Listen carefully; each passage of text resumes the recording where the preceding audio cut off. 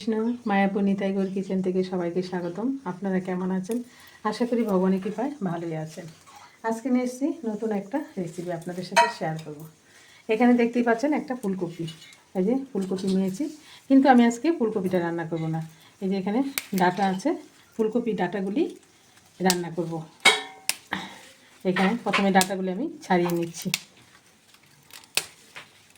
আর এই ডাটাগুলি খুব সুন্দর করে এই পাতাগুলি ফেলে ছোটো ছোটো করে এরকম করে বানিয়ে নেব।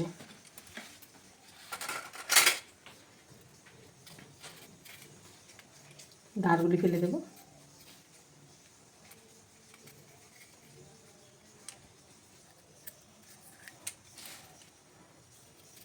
এরকম পাতলা পাতলা করে বানিয়ে নেব।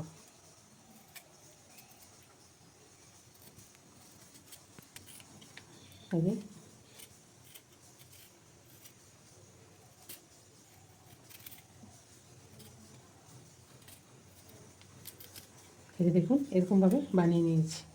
এরকমভাবে আমি সবগুলো ডাটা প্রথমে বানিয়ে নিচ্ছি। এই যে দেখুন আমি কপি ডাটাগুলো বানিয়ে নিয়েছি, এরকম একটু পাতলা পাতলা করে এই যে বানিয়ে নিয়েছি। তাহলে চলুন রান্নাটা কিভাবে করব। আর এখানে নিয়েছি, এখানে একটা বড় সাইজের বেগুন নিয়েছি, আর এখানে একটা আলু নিয়েছি। এবার প্রথমে আমি কড়াতে তেল দিয়ে দিলাম। প্রথমে তেলের মধ্যে আমি বেগুনটা, যেহেতু নরম, বেগুনটা আগে একটু ভেজে নিচ্ছি। দিয়ে দিচ্ছি অল্প পরিমাণে লবণ আর একটু হলুদ দিয়ে বেগুনটাকে একটু হালকা করে একটু ভেজে নামিয়ে রেখেছি। এখন একটা কড়াতে আবার তেল দিয়ে দিলাম, আর একটু তেল দিয়ে দিলাম। এখন ফোড়ন দিয়ে দেবো। ফোড়নের জন্য এখানে নিয়েছি এই যে মেথি দিয়ে দিচ্ছি, আর এখানে দিয়ে দিচ্ছি কালো জিরে, আর দিয়ে দিচ্ছি গোটা কাঁচা লঙ্কা, আর এখানে অল্প পরিমাণে একটু হিংগুড়ি দিয়ে দিলাম। ভালোভাবে ভেজে নিচ্ছি। প্রথম মেথি আর কালো জিরাটা যাতে ভালো করে ভাজা হয়।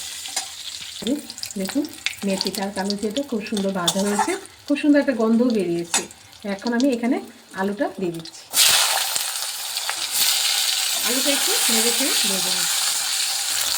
এই যে আলুটা একটু ভাজা ভাজা হয়ে গেছে। এখানে এই যে বানিয়ে রেখেছিলাম ফুলকপির ডাটা, সেটা দিয়ে দিচ্ছি।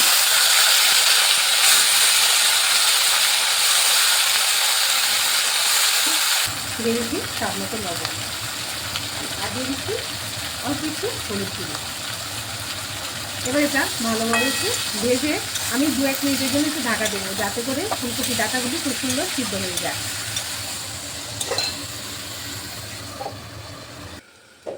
ঢাকনাটা খুলে দিই।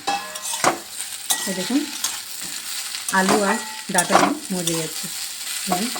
এই যে আলুটাও সিদ্ধ হয়ে গেছে, এই যে ডাটাটাও সিদ্ধ হয়ে গেছে। এবার এখানে একটু মশলা নিয়েছি। এখানে নিয়েছি এই যে ধনের গুঁড়ো আর একটু কাশ্মীর লঙ্কা। এটা ঝালটা আপনারা যদি পছন্দ করেন একটু ঝাল লঙ্কার গুঁড়ো দিতে পারেন, আর সামান্য একটু হলুদ গুঁড়ো। ভালোভাবে এই মশলাটা একটু গুলে দিয়ে দিচ্ছি।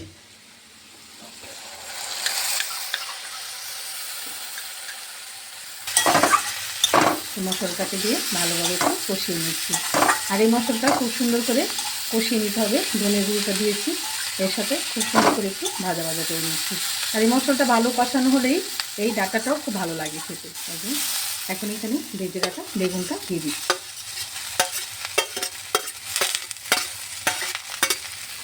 বেগুনটা দিয়ে দিয়েছি। এখন এটা ভালোভাবে সবগুলো ভেজে নিচ্ছি।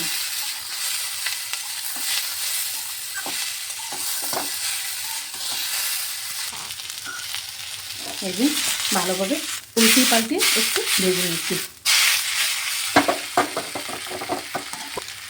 চিনি, একটু চিনিটা দিলে টেস্টটা বেড়ে যাবে। চিনিটা দিয়ে একটু ভাজা ভাজা করে নিচ্ছি। দেখুন এই যে কি সুন্দর ভাজা ভাজা হয়ে গেছে। এখন আমি নামানোর আগে এখানে ধনেপাতা কুচি নিয়েছি, দিয়ে দিচ্ছি। এই ডাটার সবজি হয় একটু, মানে অনেকে এটা খুব ভালো লাগে। এরকমভাবে আপনারা এই ডাটার চচ্চড়িটা রান্না করে গরম রাইসের সাথে ভগবানকে ভোগ লাগিয়ে প্রসাদ করে দেখবেন, খুব ভালো লাগে। এই দেখুন কথা বলতে বলতে আমার এই ডাটার চচ্চড়িটা হয়ে গেছে।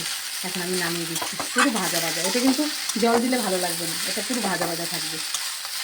রেডি হয়ে গেল ফুলকপির ডাঁটা চচ্চড়ি। তাহলে আজকে ভিডিও এখানে শেষ। সবাই ভালো থাকবেন, সুস্থ থাকবেন, আবার দেখা হচ্ছে পরের ভিডিওতে। হরে কৃষ্ণ।